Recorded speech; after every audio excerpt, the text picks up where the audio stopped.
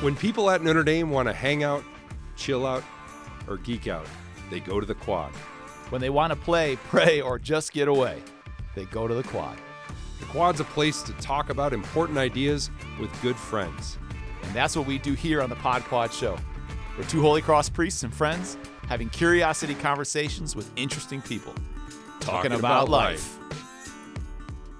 What's up, Pod Quad Nation? Father Pete McCormick and Father Nate Wills. We have such an amazing guest today. It's a guy that has truly so much knowledge to share. Is that fair to say? Yeah, but I'm a little nervous about this one. Why? Okay, because Father Stephen Koeth, who is our guest today, has known me since I was 18. Yeah. And has known you since you were, 21? Yeah, just about. He's got a lot of dirt on us. So, exactly. I don't know. That's why we had sideways. That's why we had to have our legal representation have him sign some paperwork before coming on to our podcast. Please sign the Pod Quad.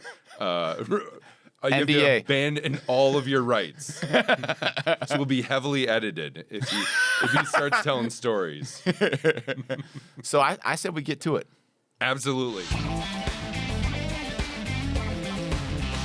Welcome, Father Stephen Koeth. We're so glad you're here. Thank you for taking time to stop by the Pod Quad. We're very excited. Thank you. Thanks for having me. Absolutely. I'm going to do his intro, but do you have any opening comments here that you want to? No, because I have found that if I make comments, I will suffer the consequences of those comments. So I think we cut right to the intro. Okay, so Father Stephen Koeth is a Holy Cross priest and an assistant professor of history here at the University of Notre Dame. He specializes in American suburban political and religious history. Father Koeth's research focuses on post-war metropolitan development, including urban renewal projects, public housing and suburbanization, on the role Catholics played in these developments, and the efforts these changes have had on faith and politics. In addition to his academic work, Father Koeth serves in various pastoral roles within the Holy Cross community, including being the priest in resident in Stanford Hall. Let's go. Fly Griffins. Fly Griffins. That's nice. I like that. In doing so, he embodies the Congregation of Holy Cross's mission in educating both the mind and the heart. Father Stephen Koeth, thank you so much for being Thanks, here. Nate. Thanks, Pete. Welcome. Good to have you Glad here. to be here. You've read my faculty bio. I appreciate that. You might be the only one. And let's just say it was a scintillating Yeah, read. it was. All right, so we want to kind of get going here Yeah. with a few questions, but let's start with the migration west that you made. Go West, young man. As a young 18-year-old, you picked up your luggage and you said, I will leave the comfortable confines of Staten Island and I will make my way to the northern plains of Indiana. Yes. So could you talk a little bit about what that journey was like, coming to South Bend, and now you're a professor here at the university? I was thrilled to come out here. I had rooted for Notre Dame football all of my life and had been excited about the idea of Notre Dame. I have to confess, I looked at a lot of other schools and actually thought I might stay on the East Coast. I think I wanted a Catholic school. I think I looked at Boston College, I dare say, Fordham, Catholic University, Villanova, etc., Georgetown. But teachers that I was very close to and my home pastor where I was growing up, the church I was growing up in, both of them said, "You're a Notre Dame man." Wow. And I didn't know what that meant at that time. But I'm okay, yeah. And then they said, well, when you visit the campus, that's going to do it. It's going to do you in. Yep. But that's exactly what happened. You know, I visited the campus and just immediately walking on the campus felt, yeah, this is where I'm supposed to be. This is where I want to be. So even though it meant leaving the big city, I think for college years I wanted the somewhat secluded campus, the brick buildings and the ivy-covered walls and the football Saturdays and all those things that you have in a way that you don't have at an urban campus, you know. Right. So I was excited to come. And there was some homesickness. We're early in the school year still. I know that there's some first-year students out there they're excited to be here, and yet all of a sudden, 3, 4, 5, 10 weeks in, oh, but I'm also miss home. It's okay. I think we all do that at some point. But I was excited to be here, and it is a great honor to be back now as a professor in the same department that really nurtured my passion for history. Yeah. I had grown up in a family that in which history mattered. We took family vacations to historical sites. You know, we didn't go to Disney World or the beach. We went to the Freedom Trail in Boston and Fort Ticonderoga and Williamsburg and things like this. So I loved history. But to be formed as an academic historian, a professional historian, here in this department, and then to go off for higher studies and to do other pastoral work, and then to have the chance to come back and to be with great colleagues in the same department, working with great Notre Dame undergraduate students, it's a rare privilege. Wow. Yep. You know, you've pointed this out in the past, and I will say this to PodQuad Nation here. Like, sometimes I will ask you all these historical questions, and there will be moments in that classic New York response to say, "I'm not your personal Wikipedia," but for all the times that you have accurately answered the question, which I'm grateful for, thank you for your patience. You're most welcome. I'm putting that PhD to work. Well, I always feel bad. People invite me to join their trivia leagues or teams. And I say, I'm not very good at this. And they say, well, you're an historian. I'm like, yeah, but history isn't trivia. It's bigger than that. You know, like, so sometimes dates, for example, I'm not good with numbers. I could look those up. You know, so Yeah. That's wild, man. And in fairness, you didn't always stay in Northern Indiana. In fact, No. I know that you studied abroad in London one semester. spent a semester in London. In a lot of ways, I think that semester helped me to appreciate where I was from in a new way. I mean, I grew up on Staten Island, as you said, Pete, and people who know New York know that Staten Island is probably the most suburban of the 5 boroughs of New York City. So my experience growing up probably wasn't that different from friends of mine here who grew up in the suburbs of Cincinnati or the suburbs of Chicago. But then that semester in London, here you are, right, in one of the world's great cities, global cities. And I'm trying to savor every minute of it, right? You go to all the museums, all the galleries, all the shows. And then you come back after those couple of months and you say, why am I not doing this in New York? Why am I not doing this in Chicago? Why don't I live as a tourist in my own city sometimes? Right. Because that would actually, I'd see more, I'd do more. So I that. think that, I spent time in London after entering the seminary. I spent time in Portland, Oregon. So I've gotten to see some great cities along the way. Yeah, that's awesome. Okay, so back to the history for a Yes, second. sure. So walking around Notre Dame's campus, you cannot help but just be inundated with images and memories and monuments that are kind of so important to American Catholic history. Yes. How would you describe Notre Dame's role in the last, 100 years of American Catholic history? Just in 20 words or less. Exactly. Thanks. Yeah, I appreciate that. Chop, chop. But just give folks a sense of situate Notre Dame within that larger narrative of American Catholic history. So I think that I've always said that Notre Dame is a microcosm of American Catholicism, right? There isn't a segment of the American church that isn't represented here in terms of whether that be kind of ethnic or cultural or political or ecclesial or spiritual. We have charismatic Catholics, we have Latin Mass Catholics, we have, and we have Hispanic Catholics, we have Vietnamese Catholics. We have everything. In a way that is maybe not true in the same way, even at other Catholic universities in the United States. And so I do think that to study the history of Notre Dame and to study the history of American Catholicism and to study American political history or cultural history, those 3 things interweave constantly, right? As you say, we see it on our campus. You walk past Father Corby's statue and you immediately say, the Civil War, and Catholic presence in there. CSC priests who were chaplains, CSC sisters who were nurses, Irish immigrants from New York who are fighting at Gettysburg, et cetera, right? But I thought it was really interesting. You specifically said 100 years. And so I thought, 1924, right? Well, it just so happens that that's a perfect year to talk about this, Notre Dame as this microcosm of American Catholicism, because that was the year, of course, that the Ku Klux Klan planned to march here in South Bend, Indiana, right?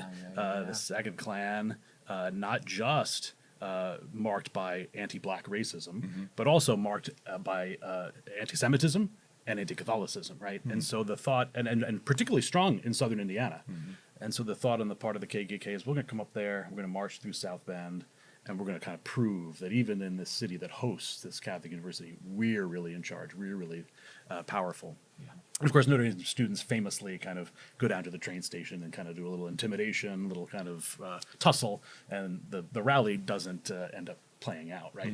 But boy, doesn't that speak to Notre Dame's history interwoven with the history of American Catholicism, the anti-Catholicism that marked American history for so long up to that point in time and beyond, really.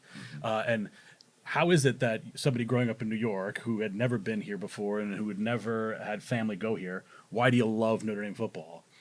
Well, because they represented fighting for the American Catholic, right? Against Army and Navy, the blue bloods of American Protestantism, right? So 1924. It's also the year of the Four Horsemen. That's right. Right? That's right. Yeah. It's the year of the Four Horsemen. Wow. 100th anniversary this year. It's not Undefeated season, right? Play in the Rose Bowl. Last time we played in a bowl game until 1969. That was 1924 was the last. Until then, yeah, we had that run of years where the university refused to play in bowl games. Huh. But Notre Dame football kind of bringing the university to a national scale, the attention of non-Catholics and Protestant elite, but the loyalty and the love and admiration of the average Catholic immigrant, who sees these guys, kind of blue class heroes, kind of, blue collar heroes, kind of fighting on their behalf. So yeah, I think that obviously the Civil War and the memorials we have to that. Sadly, other wars, the War Memorial Door on the Basilica, the Clark Memorial Fountain for, World War II and Korea and Vietnam. Those are easy ways to kind of think about the interrelation. But so too, the football team and the immigrant story and the fight against anti-Catholicism, et cetera, et cetera, et cetera. So That's really great. Thank you.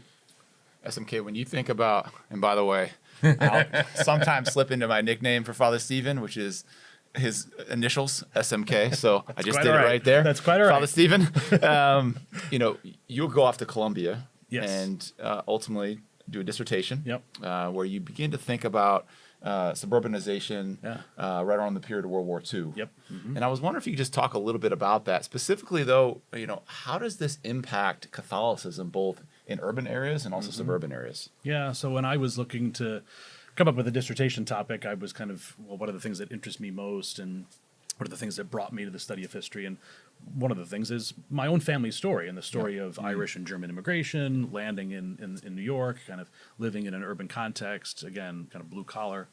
And our own provost here, John McGreevy, wrote an excellent book out of his own dissertation at Stanford University about those Catholics that stayed in the city in the 1950s and 1960s, even as so many other people were moving to the suburbs. And the way that those Catholics engaged with the Great Migration, the movement of African Americans to the urban north, largely for job opportunities and to flee Jim Crow persecution. And unfortunately, that led to some tensions, right, in urban areas in the north with those Catholics that stayed in the urban core. But the question was, well, but what about those Catholics that didn't stay in the urban core, who picked up and moved to the suburbs? We know that there was, millions of them.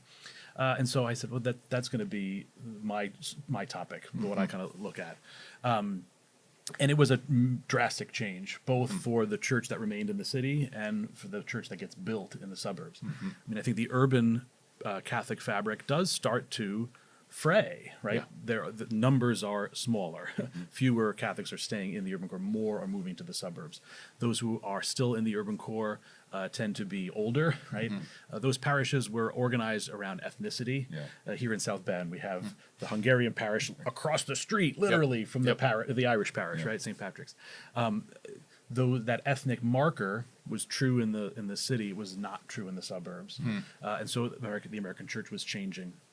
The GI Bill that a lot of these veterans used to go to college and then used to buy that suburban house with the mortgage assistance, they now had a college education. The priest was no longer the best educated person in the parish necessarily. Right? So the relationship between laity and clergy changes, right? Catholics helped build the suburbs, right? The physical infrastructure of the suburbs were marked by parish churches and Catholic schools, Catholic hospitals, et cetera, et cetera. So that was the kind of role that Catholics played in building the suburbs. The suburbs then changed Catholicism too, right? What was once a potato field in Long Island, within a year, the Levitt family has built 2,000 homes on it. So now where are those people going to Mass? And where are those people sending their kids to school. And so the physical spaces that people used for worship changed. One parish that I study spent 12 years having Sunday masses in a drive-in movie theater, right? And the experience of going to mass in your own family car with only the people in your own immediate family, separated from everybody else in their own cars, that's really different. Car church. It is. Yeah. Wait, you wrote about this during COVID. I did at the height of. I remember that. At the height of I COVID. read that. Wow. Yeah. Thank you. You're welcome. One of 5 people.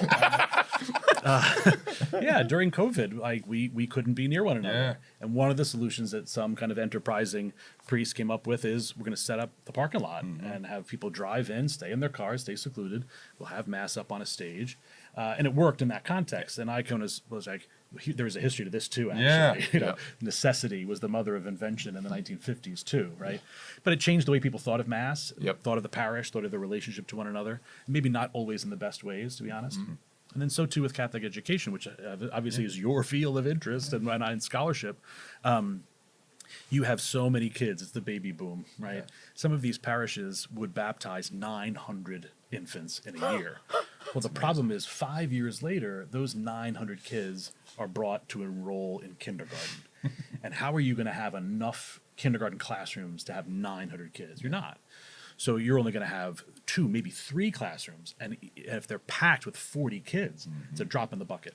So the rise in the importance, it had already existed, but the rise in the importance of CCD programs and catechism classes, etc. Another major change. Yeah. And then the third that I talk about is political.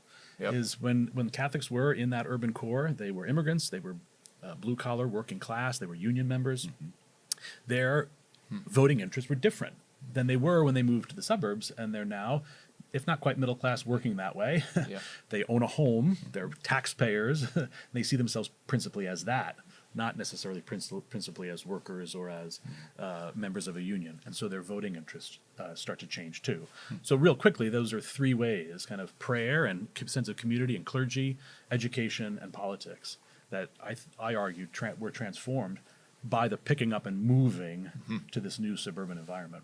Do you think that they had any sense of what was ahead of them? Do they have a sense of what would likely emerge if they were to leave kind of a city environment and go out to the suburbs? Or was it just like later that they figured it out? It's a great question. I mean, I look at, in particular, as a case study almost, the Diocese of Rockville Center, suburban Long Island outside of New York City, where the Levitts built the famous Levitt town. And the Vatican establishes a new diocese, the Diocese of Rockville Center, in 1957, breaking Nassau and Suffolk County on Long Island off of what had been the Diocese of Brooklyn, Queens, Nassau, and Suffolk. And everyone notices, well, this creates an entirely urban diocese, Diocese of Brooklyn and Queens, 2 boroughs of New York City, and an entirely suburban diocese, Rockville Center, Nassau, and Suffolk. And so people did notice this, and they did say, "How is the church going to be different in the suburbs? We have to we have to build the suburban church. This is going to be different." Yeah. And the question is, how was it different, and how did they build it, and was there a pastoral approach that recognized that this is a different reality?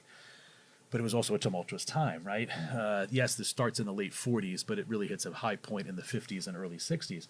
Well, by the time we get into the 60s, we're talking about the years leading up to Vatican II, we're talking about the civil rights movement, we're talking about Vietnam, we're talking about the sexual revolution. There's all sorts of things going on that made serving the suburban church even more challenging than it would have been just on the surface of being a different location. Yeah. Wow, that's really great. Wow. So, Stephen, you're not just working in, and not just teaching in our history department, but you're actually working in one of the more, one of the newer initiatives that Notre Dame is doing, this Church Properties Initiative. Can you talk to us a little bit about that? I actually don't know a ton about it, and would love to know more. Well, first of all, with our confrere, Father Pat Reedy, I serve as faculty co-chair of this Church Properties Initiative. The Church Properties Initiative is housed within the Fitzgerald Institute for Real Estate, and it's a recognition that the church is the largest non-state landowner in the world, right? Wow. 177 million acres of land the church owns around the world, right? Wow. And it's a recognition that that's an asset, that's a gift that God has given, right? And all of the money, the talents, the land, the resources that the church is given as a gift from God and from the people really should be aimed at mission and should be aimed at service, right, and of the mission.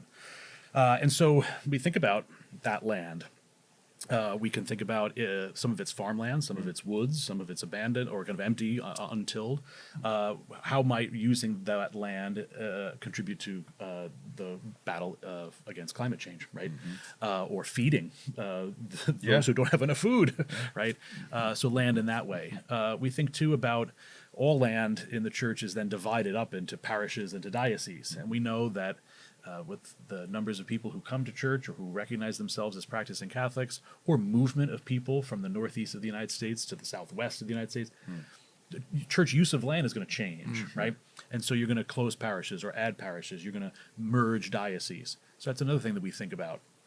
And we bring our scholarship at the university to bear with dioceses and with bishops and with priests and with lay people and religious orders to kind of help them think through this and kind of deal with these changes. And finally, with that movement and with that change, then you have actual property with buildings on it, right?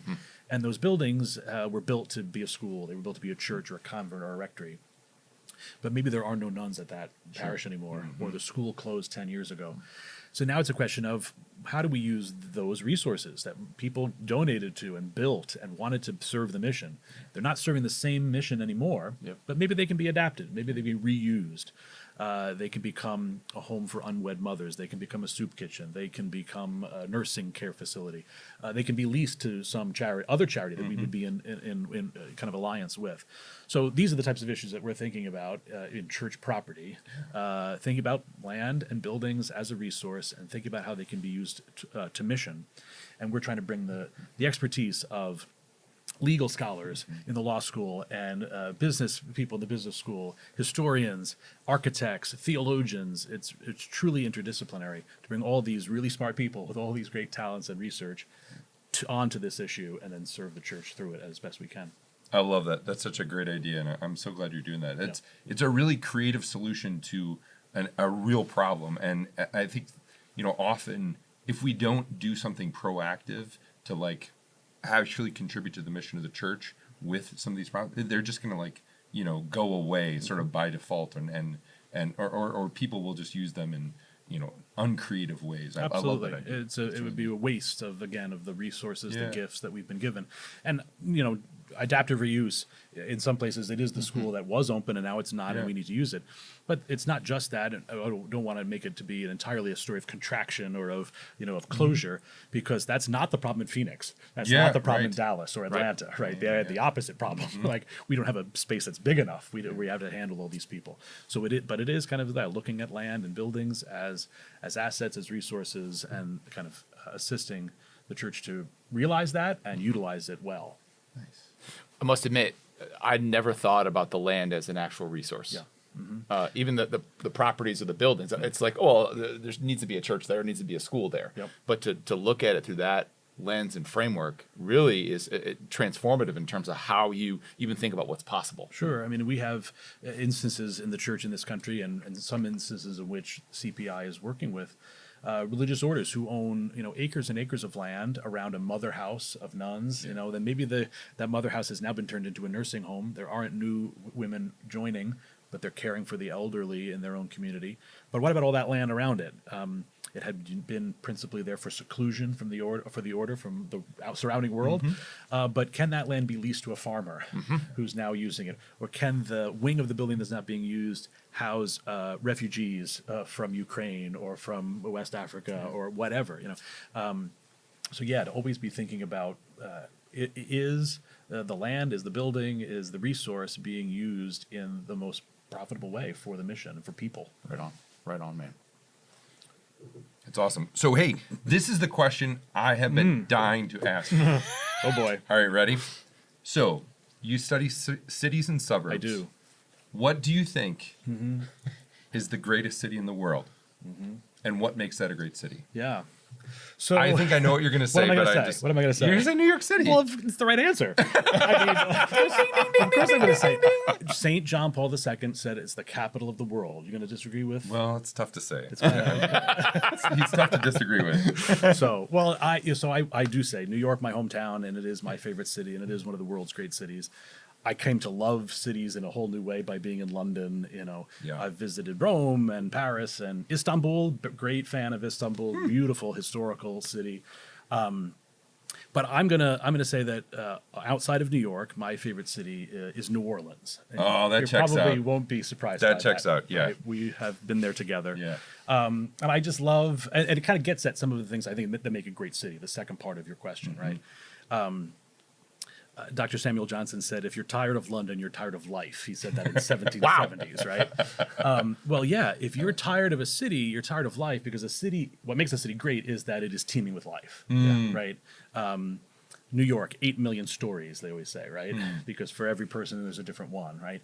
And yes, when people get together in that kind of concentration, urban scholars have to address the fact that it brings problems, right? Yeah. You're going to have enough natural light, clean air, clean water. You got to deal with sanitation and waste removal. You got to deal with potential spreading of disease. There are crime. There's downsides. When you bring that many people together, think of the dynamism, right? Think of the culture. Think of the history. So that's why, I love New Orleans, because it's this mix of the Spanish and French European influence. It's the mix of the African and Caribbean traditions that were brought by enslaved and freed Black Americans. It has the Creole and the Cajun. It has great food, great drink, great music, great architecture, and it feels differently than any city in America, I think.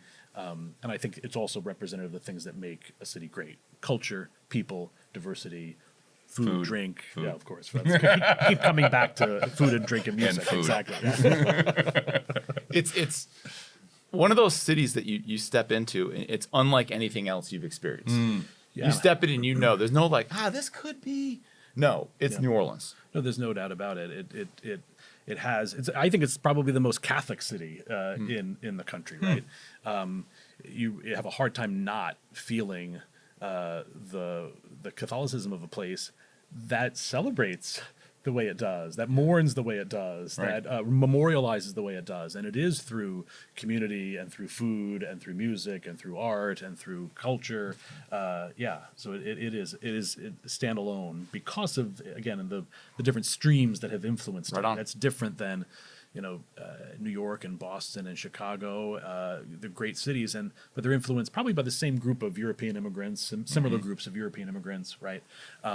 New Orleans, it's a much bigger mix, much different stew. Yeah. That's awesome. All right, Stephen. Here's the deal. We're gonna get you out on this question. Okay. Every time we bring a guest onto the Pod Quad, we ask them about a great piece of advice that they've been given that could be shared. And so that's the question for you. What's the best piece of advice that you've been given, or the best piece of advice that you would want to share? And it cannot be, don't listen to the Pod Quad. Avoid at all costs. So we're all Holy Cross priests. All of us have done a novitiate, right? Yes. That Yep. second year of formation, kind of a year-long retreat. Yeah, absolutely. A lot of internal discernment and prayer, learning about the community and the vows. Yep. The A lot of community- silence that worked well for. Yeah, great. Pete. Worked really great. We were there together. Yes. A little bit tougher for some than others, the silence. I'm fine. But it's a graced year. Twitch in my right But shoulder. it is. But it's a graced year. And when we were heading out to the novitiate, an older Holy Cross priest said, "Slay your own dragons. Don't slay anybody else's." And I give that same advice to other members of our community who are heading off to the novitiate. And I even used it with guys in Stanford, as we try to build community. Boy, isn't it easier always to fix somebody else's problem, That's right? To note somebody else's fault. That's not good for community, but nor is it good for ourselves, right? I think what's always best is confront your own fears, confront your own stories, and how you need to kind of resolve those and kind of move forward and do that work, and then you're going to be in a better place to be in relationship, to know and to be known, right?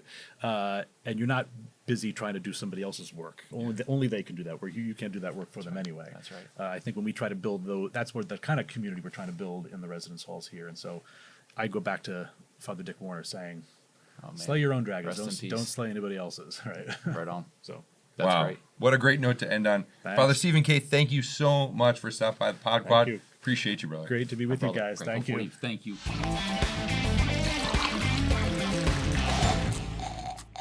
Okay, we are now to the official section, the juice box section, the box of juice section, whatever you prefer to call it. And this is where we talk a little bit about what juiced us up from the conversation with Father Stephen. Now, I'm going to get us going here right out of the gate. Please. I'm going to be focused on the very end of what Father Stephen said, which was the importance of slaying your own dragons. As someone who has at times gotten caught up in the temptation to slay someone else's dragon, I really appreciated that because it allows us to focus in on what we actually can control, as opposed to thinking about this kind of broader reality that at times just frankly feels out of our control. And if I can just put a little love on the person who gave Father Stephen the advice, Father Dick Warner, rest in peace, was previously the director of campus ministry for many years at Notre Dame, which is the position that I hold. I actually have his desk. And I think about him often when I sit at that desk. I'm like, well, what would Father Warner do in this particular instance? And so I've always felt a deep connection to him since stepping into this role. And so grateful not only for the advice, but to know who gave the advice. Both are really important for me. Yeah, that's a really cool connection. And I love that the idea of that the slay your own dragons as not only pushing back against the temptation to focus on other people's issues, problems, which I think he rightly called out. Like, that's a really tempting thing to do. Right on. But not only that, but the freedom that comes from actually just saying, like, no, this is my sphere of influence. These are the things I can control. That's right. I got to work on myself. Right. Before, I can help others. And I think it's a lot of wisdom. And genuinely, what is God calling me to do? And how might that be a leaven for the world in a real powerful way? Love that. How about yourself? Yeah, I mean, there was a lot that brought me juice about that conversation. Let's go. And I'm not like a history guy. I'm usually, going to watch the action movie over the historical documentary. But I love when he just starts talking about his area and the history of American Catholicism, not only because he's just so smart and so thoughtful and so articulate too, right? Like I speak in little thoughts and phrases. He speaks in like pages. Honest to goodness. Really thoughtful. Anyway, the thing that I was really excited about and just edified by is this church properties initiative. Yeah. Like the fact that, it's the fact that like this is an actual real problem of stewardship in our church and our world, right? Like to think, and if we don't think about this, it's just it has the danger of really getting, kind of out of control, that, people can, misuse some of these really great resources. I think about the ways that Notre Dame has really creatively brought all these people together. I love, he talked about all these different people from different areas of study. And like, that's an amazing thing. Father Hesburgh talked about Notre Dame as the place where the church does its thinking. And that is the perfect example of it, right? Like you get a history professor sitting down at the table with all these other folks. Pat Reedy, he talked about Father Pat Reedy, our great friend, who, comes from this law background, right? All these people getting together to really actually tackle a pretty problematic, sticky issue and think about it just really creatively. I love that. I think it's the ideal of what I think universities can do. Right. Universities, the great conveners of the world, yeah. To bring people together, to genuinely seek to understand, to establish relationships in a real powerful way. And so what I love about that is that it meaningfully allows for people to recognize they're not alone, or to have parishes or perhaps dioceses that are in under-resourced positions to be able to come together and to recognize, oh, you know what? I might not be able to afford this necessarily, but now I'm able to at least attend a conference, learn a little bit, and then apply this in some other way. So there's just a lot of ways in which this knowledge is genuinely transformative. I think about my own context in the Alliance for Catholic Education, the way that many dioceses and archdioceses have used some of those buildings that were derelict, right? And just completely unused for housing, teachers in the Alliance for Catholic Education, bringing that leaven into their communities. And I appreciate creative solutions to big problems. I think he's on the forefront of it, and I love that. Right on, man. Well, listen, I think we got a lot of juice flowing. A lot of juice. Thanks very much, and we appreciate just the great conversation that we had with Father Stephen Koeth. What a wonderful conversation with Father Stephen Koeth. Grateful for him stopping by the Pod Quad. We'll see you on the quad.